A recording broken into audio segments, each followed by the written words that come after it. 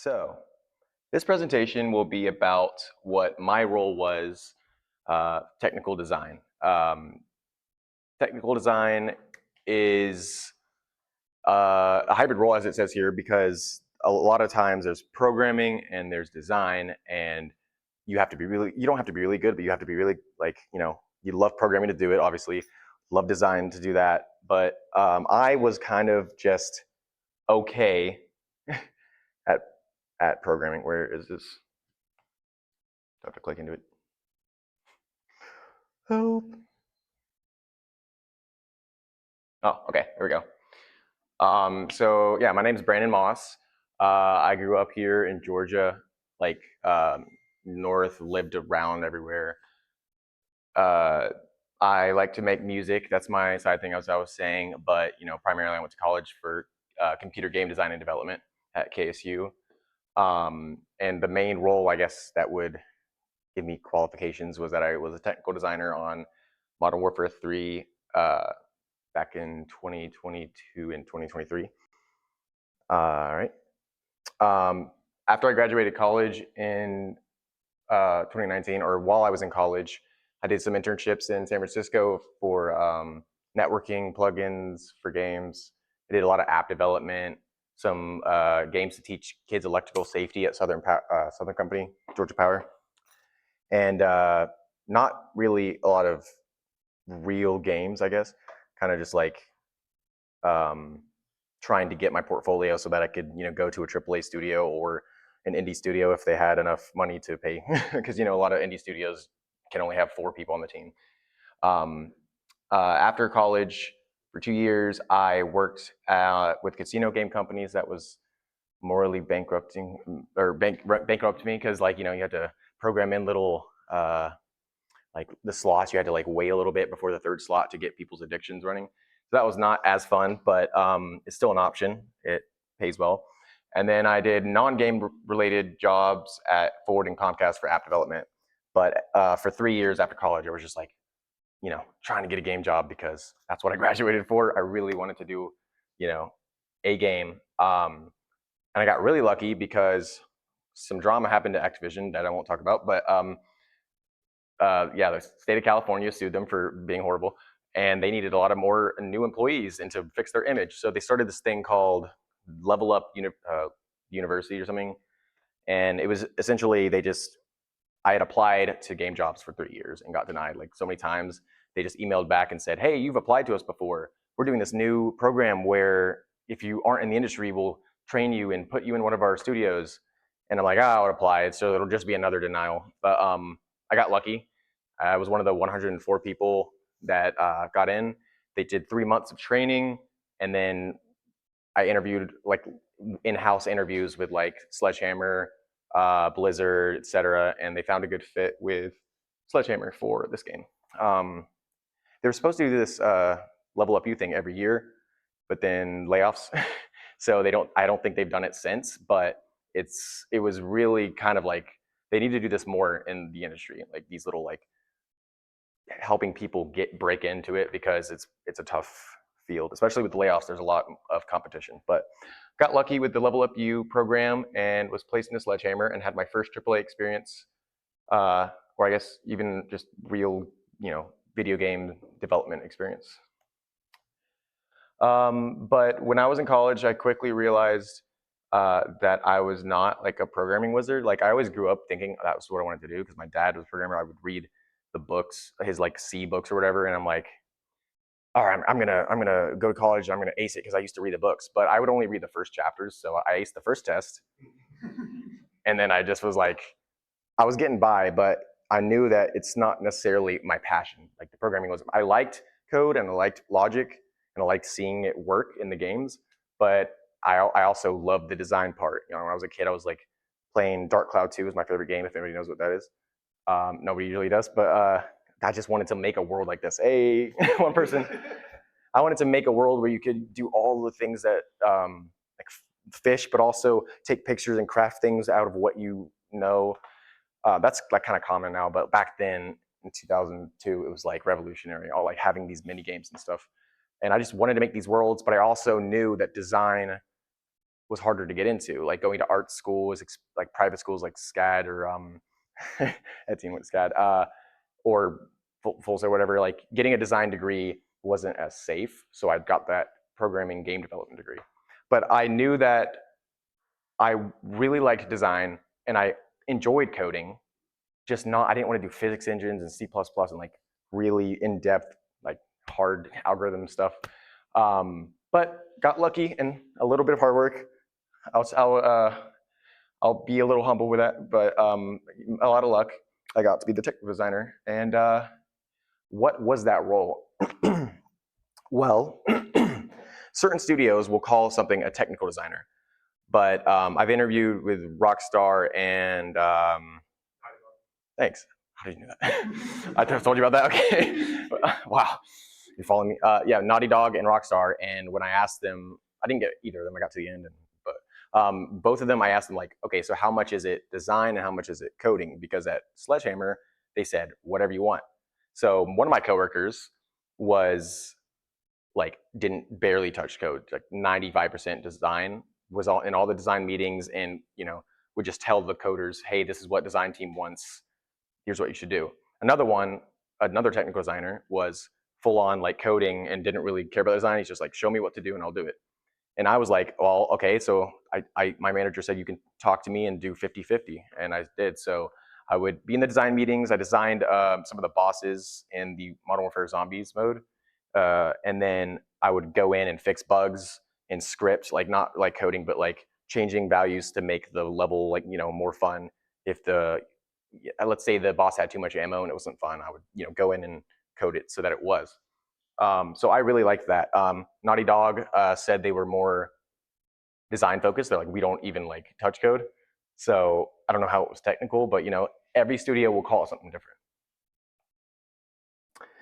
So yeah, every company will have a different like percentage, or maybe like I said with Sledgehammer, you can kind of choose how much you work with your boss. But that's kind of the unique part about technical design, is because when you get a, let's say, UI programmer or UI gameplay, not gameplay, UI programmer position, like you might use different languages at different places, but it's generally going to be kind of like, if you go to the role, you'll use that experience every studio you work at, and it'll be very similar.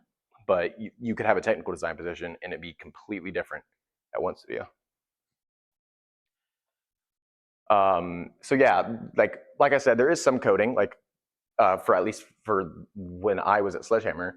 So we had like the this is all public, so I'm not breaking NDA, but we had a proprietary game engine, and it was called COD Engine, very original, and it was built to, in a cave with a box of scraps. But it was literally like from 2004, whenever the first Call of Duty game, and they just kept trying to band-aid it.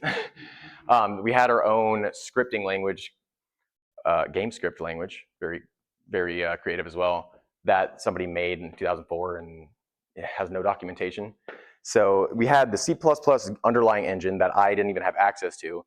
That was all like the physics stuff. And then we had the COD engine with script, and that was what I did. So it was like very bare bones and all custom and everything. And it was just for changing values and testing to see if something was fun, not changing how water works or something really in depth. We also prototyped a lot. So at Microsoft, or not, well, it wasn't Microsoft until last month I was there, but at Call of Duty, they like to crunch. If you didn't notice, they release a game like every day. So what's interesting about Modern Warfare 3 is that we had 3 studios and everyone was supposed to cycle through, and they get like 2 years to work on one and then a year of updates. But I guess for some reason Treyarch, who makes Black Ops, was busy or needed more time. So they're like, okay, you guys just released a game, but make another one. You have a year. It'll be DLC. And then it wasn't. They charged full price. But either way, we had a year to work on it, and we had to come up with something fun in like, a month, and then start as soon as possible, because if we waited and designed a lot and did all that stuff, then when it actually came out, it would be full of bugs, like more bugs than already had. So yeah, we had to quickly prototype, human bosses in the zombies mode and come up with like designs that were somewhat unique under a lot of time constraints. But prototyping is fun. You just mess around and make things fly. Somebody made Rocket League in the COD engine for their interview, just with like instead of cars, they're just soldiers like this, like running at each other. But yeah, it's I would say it's the Swiss Army knife of game development because you'll be in game design meetings, you'll be in programming meetings, you'll be in pretty much anywhere you need to be to kind of be that middle connection. It's kind of like it's like a producer if a producer was like more hands-on and less like managing. Uh, but there's also variants. I haven't worked at any of these because I was just a technical designer, but I've seen applications for like technical UI designer, et cetera, which I guess would be the UI design and the UI programming kind of version. So if you are interested in this kind of role, like I said, I've interviewed at a lot of places and was a little not successful recently because layoffs and I'm trying, but I did work at Call of Duty, so I guess I have a little bit of leeway here. So I would study up on your vector math because even though you will not probably use it as a technical designer, it's the tests never like relate to the job, which is annoying. Which I think a lot of like school also is like learning programming fundamentals or not fundamentals, algorithms and stuff, and you just never use it. You use the same like one algorithm, at least in games. But it's still I would learn it for the tests, and then I would like learn how to answer a design question in a way that makes the interviewer think like or like not okay. So somebody asked me for my interview, how would you make multiplayer Monopoly? And I guess a bad answer would be add more players or something like simple or something. I don't know. But a good answer is not a right answer when it comes to design questions. It's just something that is unique and really you. So if you like shooters, if you like chess, you can kind of implement that into your answers and have that back and forth with the interviewer and really make them think, oh, this person is creative. A lot of times they'll say design a level, like Naughty Dog was like, all right, design a level for Last of Us 2. So if you're interested in this kind of role, I would, like I said, with the math, but also do a lot of scripting. So like prototype stuff out and have like variants of levels, just adjust values like to make things more fun, have modes where it's like zero gravity versus normal gravity or a lot. Just kind of learn more about high level fun mechanics versus impressive like mathematical game mechanics. And of course, build a portfolio because no matter where you go to college or how good you were at anything, it all comes down to your portfolio, especially when you graduate. And some people don't care even if you went to college. If you released Undertale, I think the interviewer is not going to care if you went to college. Be flexible because I will admit they gave us a year to work on the game, and I wanted to do more design, but got like 400,000 bugs, so I had to do a lot of programming sometimes towards the end. So make sure that you kind of like are comfortable kind of doing like programming, especially with AAA companies that crunch and make you work a lot. They pay for dinner though. They zelled us when we had to work till like 9. But and then yeah, nail those technical fundamentals and use the level editors. All right. Anybody? Any questions? Yes.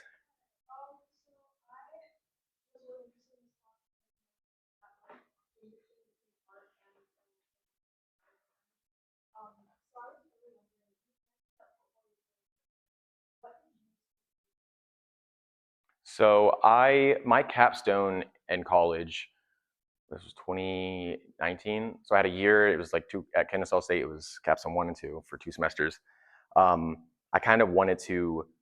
I really overscoped, so I don't recommend doing this. But I made a VR multiplayer online FPS, and I was like spending my nights in they had like a VR room at Kennesaw, and I had my headset, and I would go in, put mine on, do this, take it off, and put theirs on. But I think that was my main thing, is like I had a working game that had a level, the art was horrible. I kind of got like neon assets from the store for like $4 for Unity, and just made a laser tag room, and then I made sure it was fun, and just like you could see that in the video, because obviously when I went to the interview place, I can't be like, here's my game, here I have 2 headsets for you, especially with all the remote interviews. So I would say just make something that looks like a complete game. So you don't have to do that whole complete VR game or multiplayer game, whatever, that's really over the top, but you can make something that looks like what you would pitch to somebody.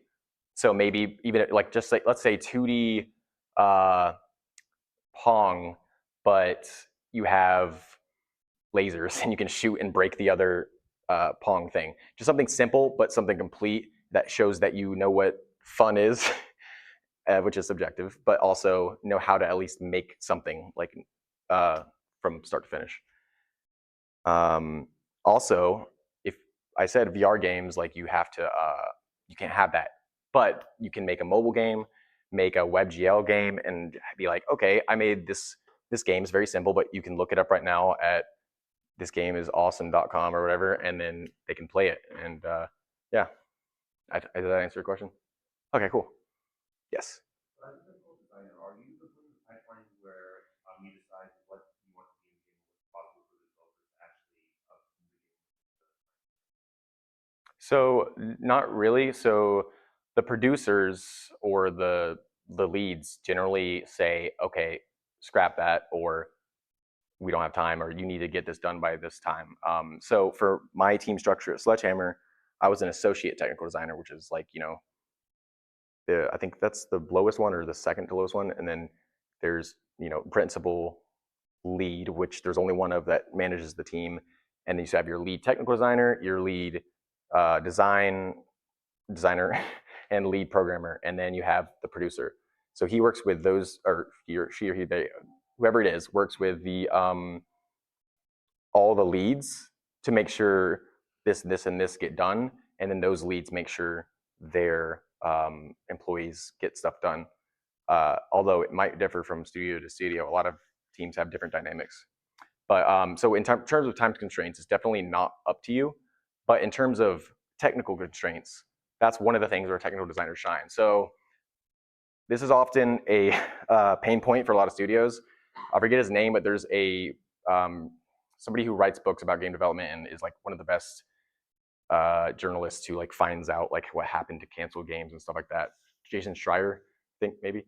But yeah, he talked about how one studio didn't went under. I don't remember which one, because not because EA did buy them out and close them, but they said it was a mercy killing because the artists wanted to do this, which was way out of scope, and the programmers wanted to do this, and the design team wanted to do this, but they didn't want to work with each other, and so they just kept like stalling out because like, no, I'm not going to use this art. I'm not going to implement this design. So a technical designer can be in a design meeting and be like, okay, you want a giant Megatron thing to jump around the map and have like 400 arms doing this or whatever, and you'd be like, I know the programmers, that's not going to work. We can't do that. We don't have that kind of rig, or that would be too many polys or whatever it is. You can be that kind of like voice of reason, because a lot of designers don't know anything about how the code works, what the constraints are. It's like when you have a friend is like, oh, I have this idea. Can you make an app? Well, let's make an app. I'll like take 50%, but I'll just give you an idea that you could have like just used a generator to come up with, and you make it all. But yeah, does that answer? Okay, cool. When it comes to being like in the job market, when you first got out of college versus once you left working on Call of Duty, is there did you see a difference as far as once you actually got industry experience and your network expanded more, or is it kind of still level playing field? Well, so that was the thing is that I'm sure you've heard of the joke like there was the guy who made some language saw that there was a job application which required 10 years experience with the language he created, and he only created it 5 years ago. So it's like 10 years of experience. So the whole joke is that a lot of game jobs require one ship title. So, but you can't ship the title until you get in. So that was why for 3 years it was so tough, because you're competing with, if you don't have any experience, you're competing with everybody. So when I got the job, I started getting messages on like LinkedIn from other studios back in 2023 or two, and I was like, yes, I'll never be looking for a job again. But there was this trend in the end. Yeah, but this is when he knew. But there was this trend where in COVID, everybody was at home playing Animal Crossing. There was a spike in game sales. So investors were like, ooh, let's dump money into the game industry. And then people went back to work and game sales started to go back down. And game studios were like, we hired too many people. So there's been, and if you've been keeping up with game news, there's like, I don't remember, last year it was like 8,000 people or something were laid off in the game industry. 40,000? Oh, that's lovely. So that's so now I feel so bad for people who have no ship title, because with a ship title, I'm also competing with somebody with 20 years experience and 20 or 10 ship titles, you know. So I would say right now, that's the toughest part, is just that's how it always goes with economy and jobs. You know, like when it's the same story when Nintendo was going bankrupt in the 80s. You know, there weren't a lot of jobs there because there wasn't a lot of money in that field. Um, another horrible part is because of AI, Microsoft put 3 billion into AI and fired a lot of people so that they could kind of like downsize in thinking that AI could come up with lots of ideas, or you know. But yeah, a lot of it's a tough market, but I tell myself it'll get better. So that's why I feel like well, one thing I'll say, I don't mean to get all sappy, but never give up, because for 3 years before all this, when I didn't have any experience, I'm like, I kind of almost did give up. I'm like, I'm just going to stop applying to game jobs. It wasn't meant to be or whatever. And then this kind of email came in. So just like, I'm just applying to everything, talking to people, meeting people. The connections thing would normally be useful because I know people now that like are at other studios and stuff. The problem is they can only do so much when there's layoffs and stuff like that, because they can talk to their hiring manager and be like, my friend's great. You know, it's about who you know. But when they're doing on a hiring freeze, they're not going to be able to hire anybody. Any more questions or time? Yeah. So for somebody who's like considering time for like projects or like classes, do you recommend they would do in college? So I'm not sure how the tech, if there's a, I think there was like a media degree, but not a game development degree. Yeah. Um, I'll say that my game development degree, at least the 2015 kind of like class schedule, didn't at KSU didn't even have linear algebra, which is like, so literally. Oh, and it also was C# and Unity, which the industry, like, it's great for if you're in an indie game, but I'm in debt because I went to college for a job. So I needed C++, and not Unreal, but you know, like proprietary engine experience. But so I would say if you don't already have the classes required, take linear algebra, or maybe if you're not a game major, media major, and it's not required, linear algebra would be good, because that's important for vector math, which you might not even do in technical design, but the interviewers are going to have it because it's kind of like that baseline. It's like, one of the questions might be like, how do you tell if a player is in your cone of vision? And you just use dot product or whatever. I don't remember. I remember, but I don't want to think about that right now. So linear algebra, I would say, like the design part is important, obviously. So design classes, I don't know if there are a lot of those these days because I'm an old man. But yeah, design classes, linear algebra. Also, just music, maybe like getting your spreading your kind of like interests as wide as possible is really important, because you might be going to the audio people, or you might be in a technical design role in audio. So you're going, okay, they want to make sounds where you can hear it here and here and here and here. Let's see if this is possible in the code. Okay. Speaking of audio, how much would you say Wise is required? Did you use Wise or other like audio tools? We might have, but the thing with like proprietary engines, like is that they're an engine from like like I said 2004 or something whenever they first started, and then they used to buy like just straight up buy like the code for it and then implement it into the engine. And so like with Unreal 3 and everything was out, a lot of people just buy Unreal 3 like the source code and then make their own engine and then call it whatever. So I think there might be some whys in there, but it's not like the consumer version that you would use as an indie dev where you just like you can see it. Like I can't remember if COD does, but a lot of games will show it in the beginning because they're required to like do that. But I don't remember. I didn't use it like in terms of like the actual program, but it might have been in there as a separate like original program that's just wise. I will say that I did have to do some sound stuff. Like there's this one boss, and for some reason he had a screaming audio clip. Like when he's on fire, it was like ah, and for some reason it was playing constantly. So you would come towards the building, you just hear ah on a loop for like the entire fight. So there is some sound stuff, and there's like UI glitches. There's all kinds of stuff that have these tools that are helpful to use now when you have them, because the proprietary version is just the same thing. Like it's just that's the thing that bothered me is that I got hung up on how like we were only learning C# and Unity, which I did just say was kind of obnoxious, but that's just because tests were in C++. But what you're going to learn at a studio with the tools, it's just a different flavor. So learning anything that's out there for you now is the best because you're not going to have access to like Call of Duty engine unless you work there. Yeah. I got a two-part question. So you mentioned AI earlier. Are there any areas in the game development process where you see AI being applied with like a legitimate use case? And then also the second part to that is what parts of the game development process do you feel like AI won't really be able to touch? Yeah, I mean, when I was laid, but by the time I was laid off, I don't think it was as like ChatGPT existed, obviously, but it like companies weren't doing the thing they always do, where they hold on to the next fad and then dump money into it and lose money off of it. Like I don't know if that's going to happen with AI, but I know that they are dumping money into it because it happens a lot with something like, oh, this is the future. Let's just focus only on that. But I would say it's really good for indie development, honestly, because if you're not super good at coding right now, you can kind of like